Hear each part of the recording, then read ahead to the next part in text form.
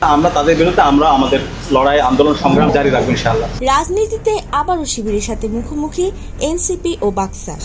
ঘটনার সূত্রপাত নাহিদ ইসলামের ফেসবুক পোস্ট থেকে। কয়েকদিন আগে নাহিদ তার ফেসবুক পোস্টে শিবির নেতা সাদিক কায়েমের সমালোচনা করেন। নাহিদ তার ফেসবুক পোস্টে দাবি করেন, সাদিক কায়েম বৈষম্য বিরোধী ছাত্র আন্দোলনের কোনো সমন্বয়ক ছিলেন না, কিন্তু 5 আগস্ট থেকে এই পরিচয় ব্যবহার করেছেন সাদিক কায়েম। অভ্যুত্থানে শিবিরের ভূমিকা কেউ অস্বীকার করেনি, কিন্তু এই অভ্যুত্থান শিবিরের একক নয়, শিবিরের ইনস্ট্রাকশন বা ডিরেকশনও হয়নি।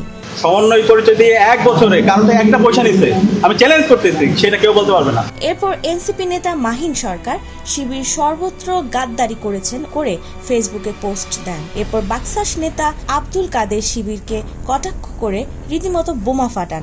তিনি দাবি করেন, হলে থাকার কারণে ছাত্র শিবিরের যে ছেলেগুলো সক্রিয়ভাবে ছাত্রলীগ করত, তারা মূলত আইডেন্টিটি ক্রাইসিস থেকে উতরানোর জন্য কিছু ক্ষেত্রে অতি উৎসাহী কর্মকাণ্ডে জড়াত।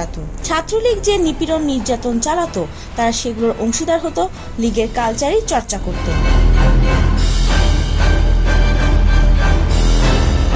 ফেসবুকে কাদের আরও বলেন, শিবির করে আসা ছেলেরা নিজেকে ছাত্রলীগ প্রমাণ করার জন্য উগ্রবাদী। ছাত্রলীগের হয়ে নিপীড়ন নির্যাতন চালানো এমন কয়েকজনের বিষয়ে শিবিরের তৎকালীন ঢাকা বিশ্ববিদ্যালয় শাখার সভাপতি সাদিক কায়েম ফোন দিয়ে তদবির করেন বলেও অভিযোগ করেন তিনি বলেন, ছাত্রলীগের হল ক্যান্ডিডেটদের পেছনে আবার কিছু গুপ্ত শিবির থাকতো, এরা তেলবাজি আর চাটুকারিতায় ছিল অনন্য। এছাড়া নাম ধরে সবার কথা উল্লেখ করেন যারা ছাত্রলীগের হয়ে অপকর্ম করেছে একসময়, কিন্তু 5 আগস্টের পর তারা শিবির হিসেবে আত্মপ্রকাশ করেছে।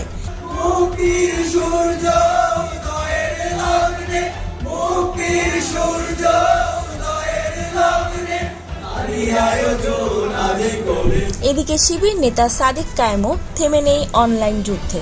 আব্দুল কাদেরের পোস্টের জবাবে তিনি লিখেছেন, স্ক্রিনশট পলিটিক্স শুরু হলে এনসিপি বাকশাসের থেকে দিন রাত শিবির ব্যাশিং করা অনেকেরই রাজনৈতিক ক্যারিয়ার নাই হয়ে যেতে পারে।